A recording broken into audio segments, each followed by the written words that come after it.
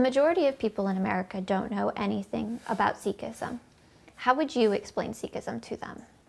When you're sitting on something very precious, and that is of value to every human being in the world, and yet very few people know about it, it does kind of hurt you deeply. It's a sad chapter that not too many people in this country know about Sikhism. Sikhism being the fifth largest religion in the world. It's a concept of a saint and a soldier, probably the only religion that has that concept. As they say, if there's so much water everywhere, why do we need rain? We need rain. Rain has its own purpose to clear the atmosphere. We need a religion that preached brotherhood in practical sense. So the Sikhism, to begin with, Sikhism is a monotheistic religion. We believe in one God. Our God does not have shape or form. Our God is a God of virtues. God does not come in flesh and blood for a Sikh. He'll send his messengers, his prophets, to do the job for him. For a Sikh, the three main important facts are, number one, honest living. You'll find our community very hardworking. They're very loyal to the country, to the religion, to humanity. Second is sharing with the needy. So Sikhs believe in giving to the community, helping community to build a strong community.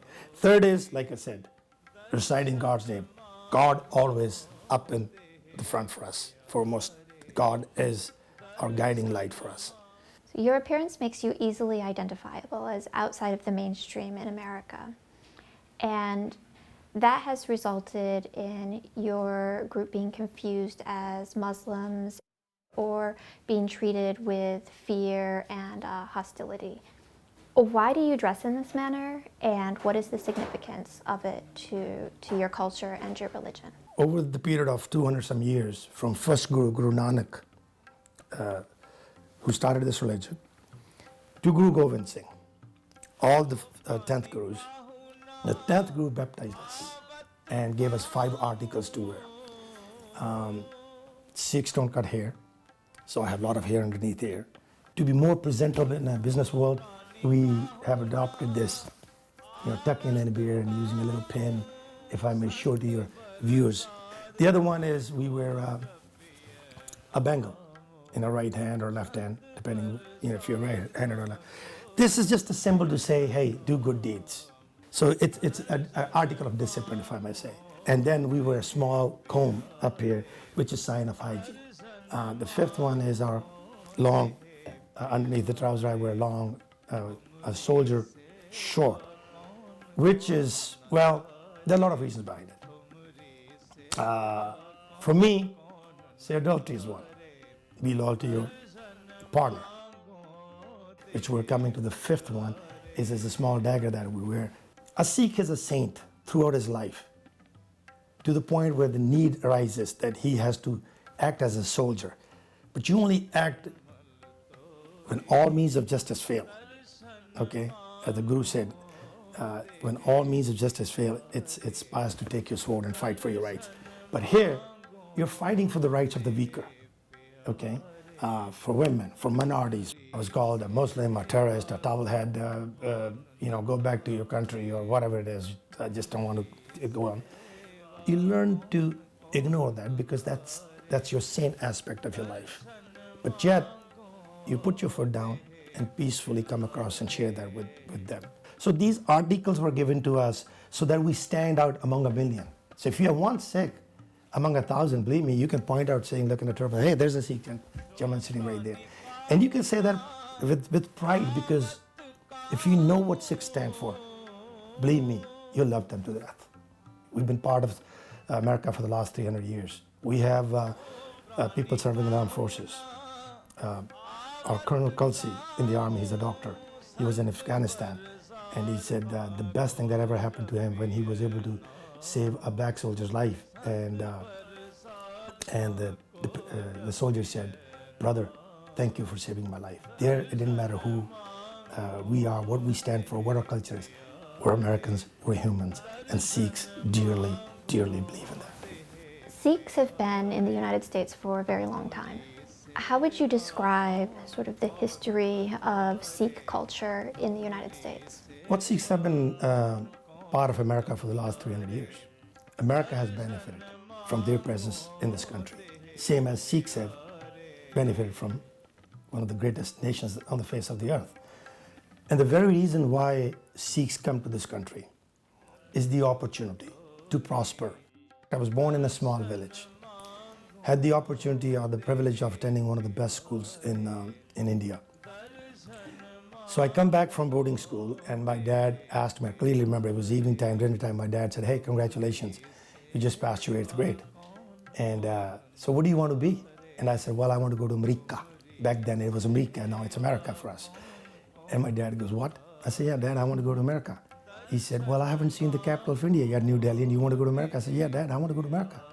Because I had the opportunity to learn about Lincoln, about George Washington, about America, the Cowboys movies, by being in the school that attracted me. Hey, there is heaven on earth. And I believe me in my heart. And I go speak about this from stages, I tell people that you are actually living in heaven. And that's how this American Sikhs feel. What they earn here, they want to invest here. They want to be part of this community. Sikhs believe in giving back to the society, giving back to humanity. So I feel that journey for the Sikhs in America has been hard because we had to start not at zero, at minus.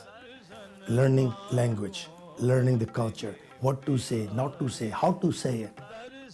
So it's like we're born again in this country once we're here. We start with jobs such as dishwashing, working in the fields, and now look where we are. At the very house you are, I have a doctor in the house. My daughter is a doctor. My son's ready to graduate. I have 2 nieces who are doctors, 2 on the way to be doctors. We're raising our children to be good citizens of America. If somebody asks me, what's your success? I'll tell them, 2 good Americans, my son and my daughter. You don't see Sikhs on welfare. They'd rather go and do the jobs that other people don't do instead of being dependent on the government. That very fact, the virtue of this Sikhism, helps the American society. Equality is very important to us. Baba Nanak, our first guru, he said, how can you look down upon a woman that bears the noblest, plays a role of a daughter, wife, and a mother? So in Sikhism, women have rights. They have rights from the 16th century. We only got rights from women here, in 1970s? So when you go to Gurdwara, don't let that fool you, that you got women on one side and men on that side, that is the law, that's how it is. No, it's just being a woman they're comfortable with each other sitting. Okay, men are comfortable rather than, it's a little offensive when a man touches the other woman who doesn't happen to be his daughter or a wife or a mother. So just to stay away, to show respect to each other, we tend to sit separate. In reality, they have equal rights. And that is a big plus in Sikhism. I believe that's one of our strengths, is equality. How is music and dance such a big part of the Sikh culture? Now, Guru Granth Sahib, it's all poetry, 1,430 pages, sung in 31 different melodies. So the music comes from our Guru Granth Sahib. We sing it. So music is part of Sikhism. Now the Bhangra, the cultural dance, as we call it, it's very high beat, very energetic, and it's taken a trend all over the world. The beats are because there's so many instruments that are used in Sikhism to sing and praise the God, that have shifted over to the Bhangra side. So you have these young youth, male, doing the Bhangra, and the women doing the Gidda. So we have 2 folk dances, one for girls and one for boys. If you look at the Bollywood movies, it's got to have that Bhangra and the Bhangra beat in it. Sikhs are rarely portrayed in television or in the movies in the United States. But when they are, they fall into a particular stereotype. How does this stereotype affect the Sikh community? Well, it does, because it deprives us of a great opportunity to show us and share it with other people who we are. because you and I both know, being in the media, that media is the main mean to reach people, masses, who we are. Well, one of the things is I think it's just the industry itself. They want a clean-shaven person.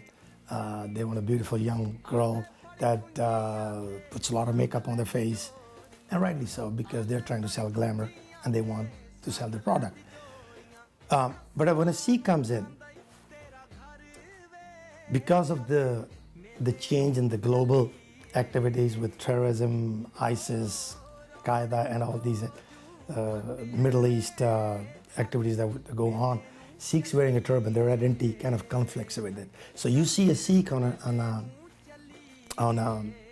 a screen, and the people, your audience, are not aware of it. I wish to see Sikhs in more diversified roles, that people know, he's a Sikh, he's not a Muslim, he's not a terrorist. So, that's the sad part of it. Sikhs don't believe in converting any other person to Sikhism. Numbers don't matter to us. We don't want everybody to become a Sikh. No, that's not the goal. The goal is to share what we have. Okay, when you're selling something out in a department store, you display what you have. You take what you like. So we're saying, hey, this is Sikhism. Do you want to adapt it? Do you want to live according to? Come on board. If not, that's perfectly fine. So we've never had that need or the urge to go and share Sikhism, to convert people into Sikhism. Sikhism prohibits that. Now, I have a Bible with my name on it. I have a Quran with my name on it. I read those with the due respect, the Word of God, and I learn to enrich my life. That's what Sikhs believe in, sharing our religion. There was a recent attempt in India to outlaw Sardar jokes that are based on this stereotype. What is your opinion of that attempt and the fact that it was not successful? Well, you do hear Sikh jokes in India, and majority of these people make these jokes just to put the Sikhs down. They don't realize the history of Sikhs. So Sikhs, when these Muslim rulers from Middle East used to come and attack India for wealth, for gold. You knew at one time India was a golden bird. So you had these Middle East rulers who happened to be Muslims, would attack India. Well, Sikhs fought them. Punjab, where the Sikhs belong to, at the border. So after attacking India, looting the temples, taking gold, women, children away as slaves, they had to go through Punjab. So we waited for them. In the middle of the night, at 12 o'clock, it was officially known among the invaders that, hey, watch out, this is the time for the Sikhs to attack. We wanted them to be tired from the day. We wanted them to be sleeping or drunk at that time so we could attack. We were less in number.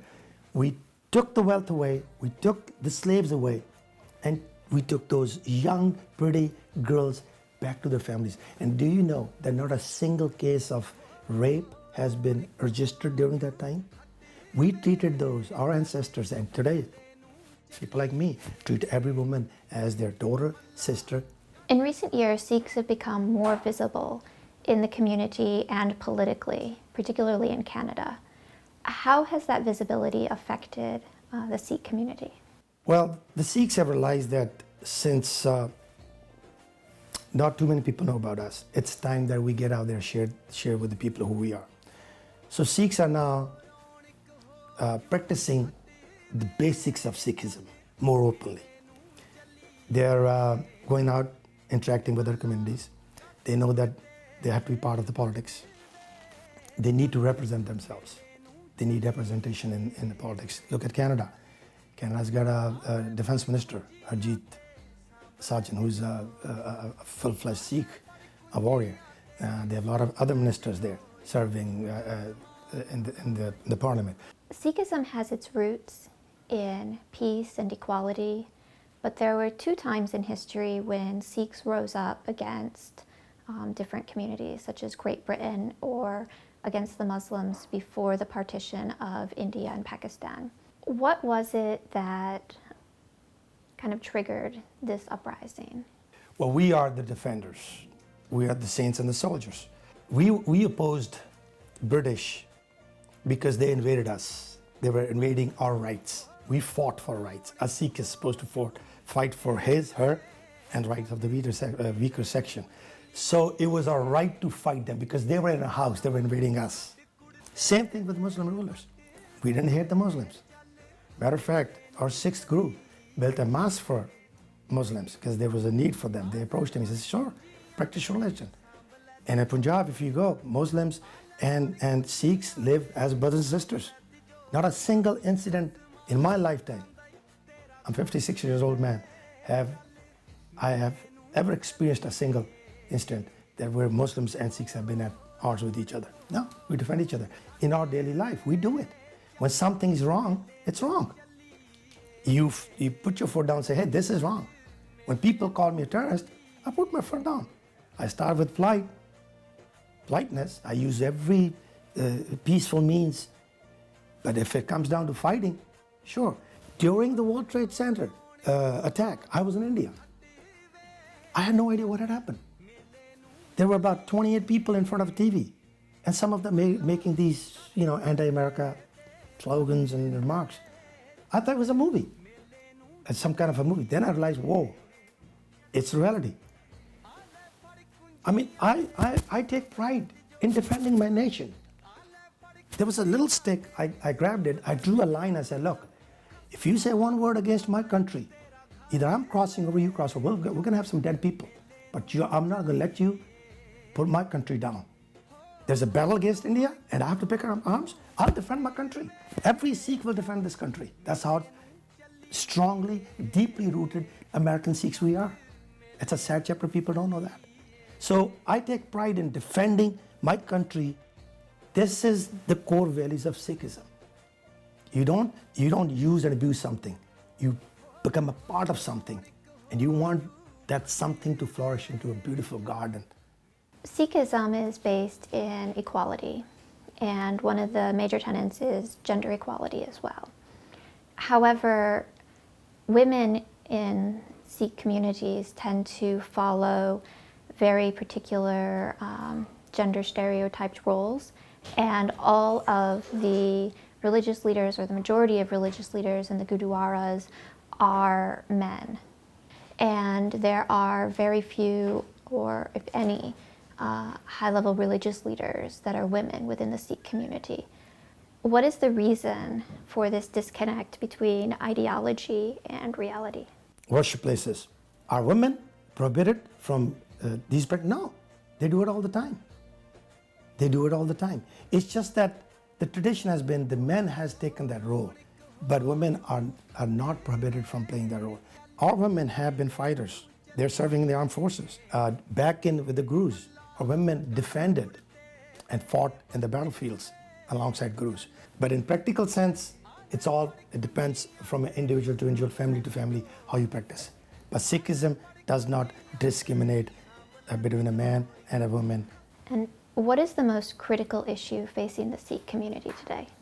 I wish everybody knew who we are, what we stand for. The values that we bring to this society, to humanity, are great. Our gurus have taught us good. Just like our forefathers in this country have set a very solid foundation through Constitution. The gurus have set a great way of life for us through Guru Granth Sahib, through their teachings. When you see a gentleman with a turban, all your fears should go away. To me, when I'm out there in this shape and form and the uniform, I represent my religion. I'm an American, I'm a Sikh. I'm a human being who's born in this religion. We need to act as Americans. We need to embrace each other for the sake of America, for the sake of humanity on the face of the earth. We don't believe in this, folks. We believe in this. And I want to thank you, Jeremy, and you, this program, because this is needed badly. And you're doing a great, great service to me and my community. I want to thank you.